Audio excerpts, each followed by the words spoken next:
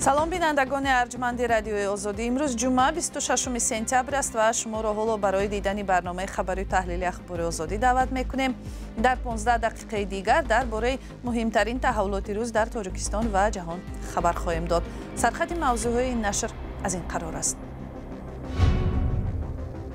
дар душанбе ронандагони таксӣ дар як ҷаласае бо ширкати ҷура гуфтанд талаботи пардохти ҳаррӯзаи 100 сомонӣ барои кор одилона нест. کسی خواسته سای اومده سای در بالا همین تاکسی هم پول مونده سای هم فویز مونده سای ما نمیدونیم که عرض داد ما در کجا بکنیم. лимити эълон нашуда мақомоти тоҷик мегӯянд шабакаи барқро ба зимистон омода мекунанд, вале сокинон бовар доранд ки дар тоҷикистон ба таври ғайрирасмӣ маҳдудияти барқ ҷорӣ шудааст. خیلی می‌ده یا اوای اوقات یا می‌ده حموم ده او جوش در کور سیب بسیب نمی‌شود. 3 сол баъди қарори ҳукумат мақомоти тоҷикистон акнун бахши калони ҷангалҳоро аз хоҷагиҳои деҳқонӣ бозпас мегиранд.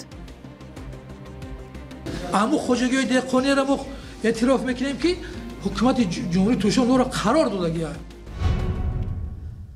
дар душанбе имрӯз гурӯҳе аз ронандагони таксиҳои ширкатҳои хусусӣ норизоияти худро аз пардохтҳои ҳатмии 100 сомонӣ баён карданд. субҳи имрӯз бояд маросими шиносоӣ бо замимаи нави кории барномаи ҷура таксӣ баргузор мешуд ва ба кори он ронандаҳои таксӣ даъват шуданд, вале ҷаласа ба эътирози зидди ситонидани пули ҳатмии 100 сомонӣ табдил шуд ва вокунишҳои зиёди интиқодии ронандагонро ба бор овард. масъулон талош карданд ки фазоро ором карда бо ронандагон муколама намоянд. чаро чунин мушкиле пеш омад ва далели ронандагону ширкатҳои таксӣ чӣ аст? алишер зарифӣ ва зарангези наврӯзшоҳ мавзӯъро пайгирӣ карданд.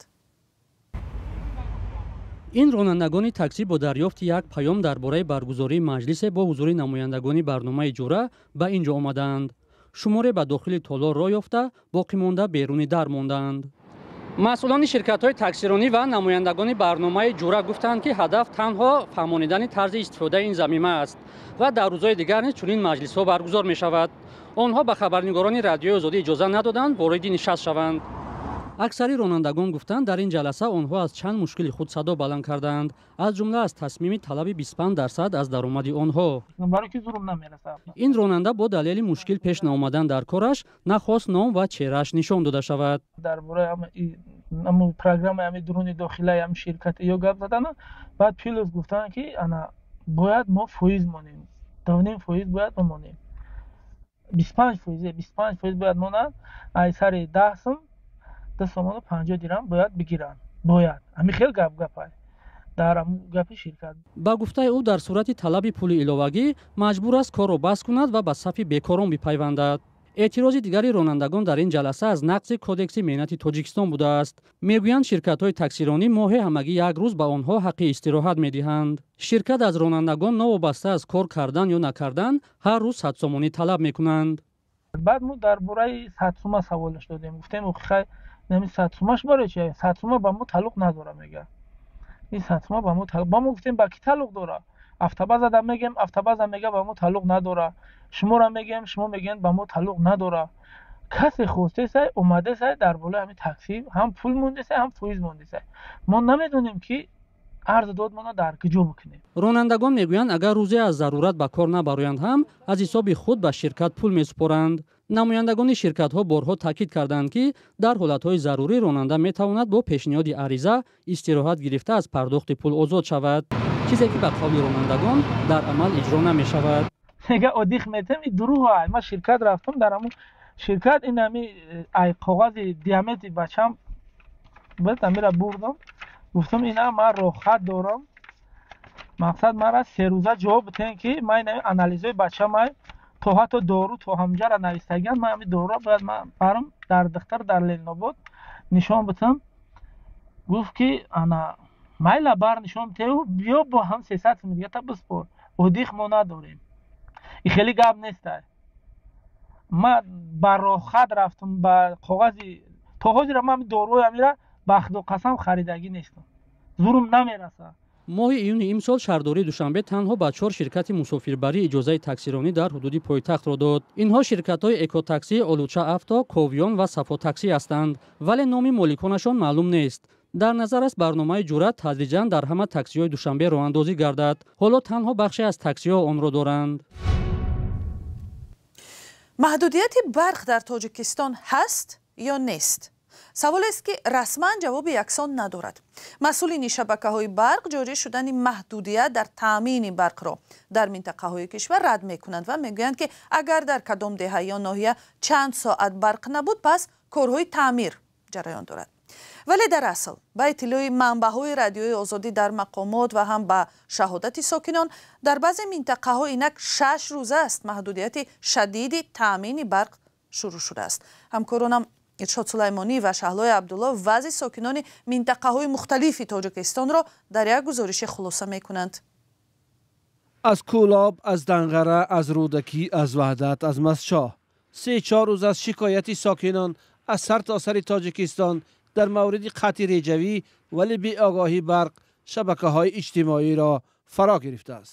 мардум мегӯянд рӯзона аз соати 8 то 17 ва шабона аз 21 то 5 субҳ барқ қатъ мешавад, аммо далелашро намедонад. Не нафаҳмидем меча мо гуфтем ха ягум ҷози ремонт рафтса ин мисол раҳора ремонт кадестиян ко тозагӣ доранд, мо гуфтем ягум сталба соз доранд, ягум кор кадестиян хамош накшта боша.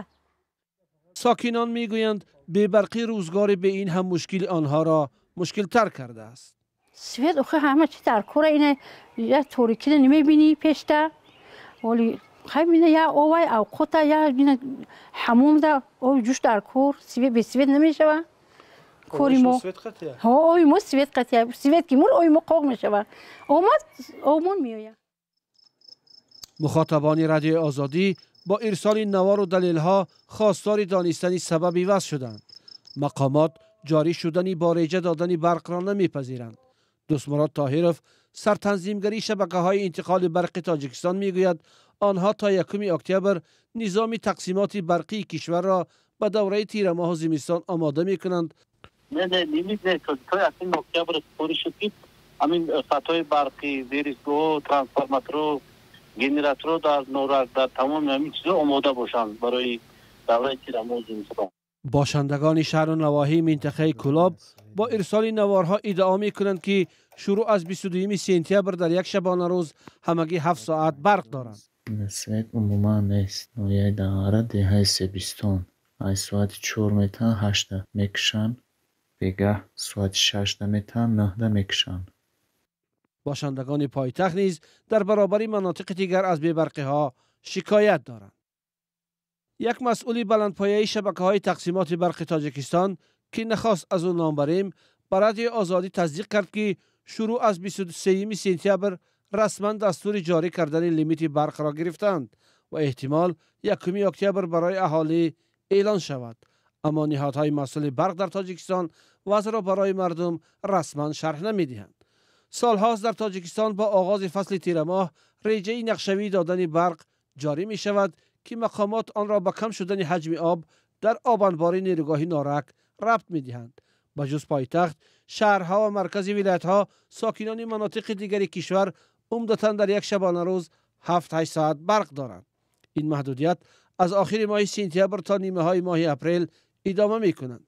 طلبات سالانه تاجیکستان به برق در مجموع 19 میلیارد کیلووات ساعت نیروی برق است. هرچند بنا به آمار رسمی در نیمه اولی سال 2025 الکی 11.8 میلیارد کیلووات ساعت نیروی برق تولید شده است. اما ظاهرا مردم تاجیکستان در 2-3 سال اخیر چنین احوال خواهند داشت، زیرا امام علی رحمان رئیس جمهوری تاجیکستان دکبر سال 2004 در پیامی به پارلمان گفت تا ماه می سال 2027 نارسایی نیروی برق در کشور پورا برطرف و تاجیکستان به استقلال کامل انرژتیکی نائل می گردد. هرچند از این پیشتر نیز این گونه وعده ها شده بود. در یک زندان کناری تهران بعد 10 روزی بیماری سمیه رشیدی یک فعال سیاسی ایران درگذشت. خبرگزاری میزان که به نظام دادگستری ایران ربط دارد روز 25 سپتامبر دیروز یعنی ادعا کرد که رشیدی 42 ساله بیماری سر یعنی اپیلپسی داشته، دچار تشنج بود و مدام درد سر داشت و روز 15 سپتامبر از پا افتاد. در خبری رسمی آمده است که او را نخست طبیبان بیمارستان زندان قرچک و بعد این در بیمارستان شهر ورامین معالجه کردند. ولی آژانسی فعالان حامی حقوق انسان که در ایالات متحده آمریکا واقع است به نقل از طبیبان گفتند که در اصل سبب بد شدن وضع سلامتی رشیدی در آن بود که به او سری وقت یاری طبی رسانیده نشد. گروهی هنگام فعالان حقوق انسان واقع در نروژ نوشت که طبیبان زندان به جای رسانیدن یاری مناسب طبی به او دارو و درمان آرام بخش میدادند. سلام، اگر خط و خبر میخواهید ما داریم. نوید بامدادی، سرخط خبرها، اخبار تاجیکستان و جهان، گزارش ها و تحلیل ها. چی میگذرد و چرا؟ دانستن فهمیدن است. ضمیمه یا اپ ما را بگیرید.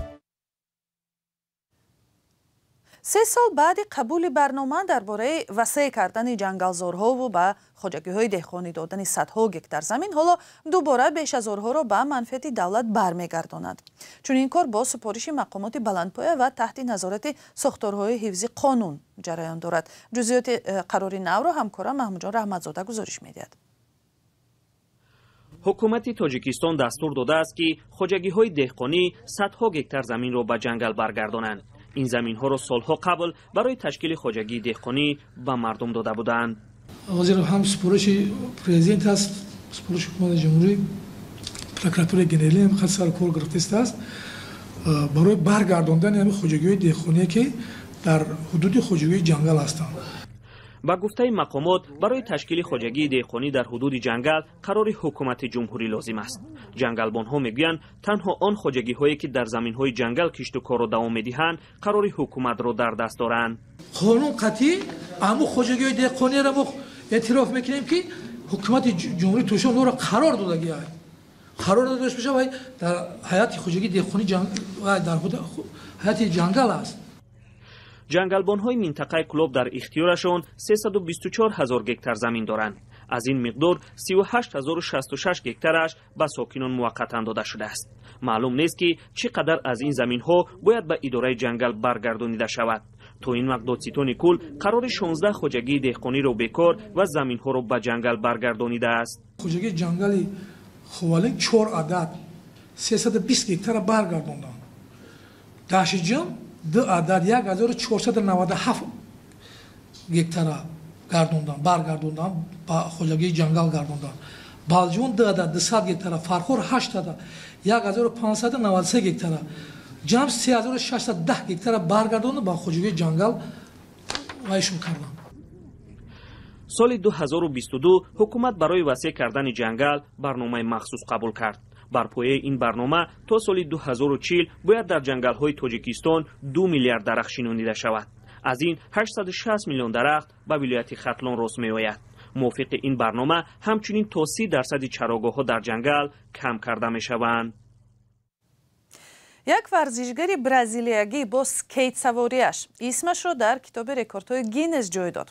ساندرو دیاز سواری پاره تخته روی چرخ روز پنجشنبه اولین کسی در سیاره شد که توانست بلندی برابر با عمارت 22 آشیانه را در شهر پورتو الگره فتح کند.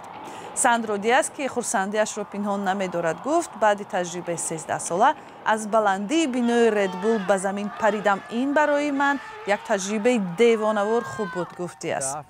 برابر با رکورد پریدن از عمارت بلندترین او سوار اسکیتبورد سرعت بهترین در جهان را هم به نمایش گذاشت. سرعت ساندرو دیاز 65 کیلومتر در ساعت را تشکیل داده است. دیاز 50 سال دارد و میگوید باور نداشت که در این سن میتواند به چنین یک موفقیت دست یابد.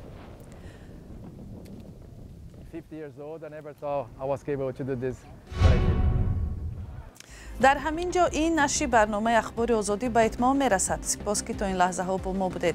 برای خبرهای بیشتر لطفاً سری بزنید به سامانه azadi.org. اینچنین از صحیفه های ما در شبکه های اجتماعی اینستاگرام، تلگرام و تیک تاک و فیسبوک استفاده کنید. اگر خود شما هم شاهد کدام خبر یا حادثه بودید لطفاً با رادیو آزادی در میان گذارید. سپاس و خداحافظ.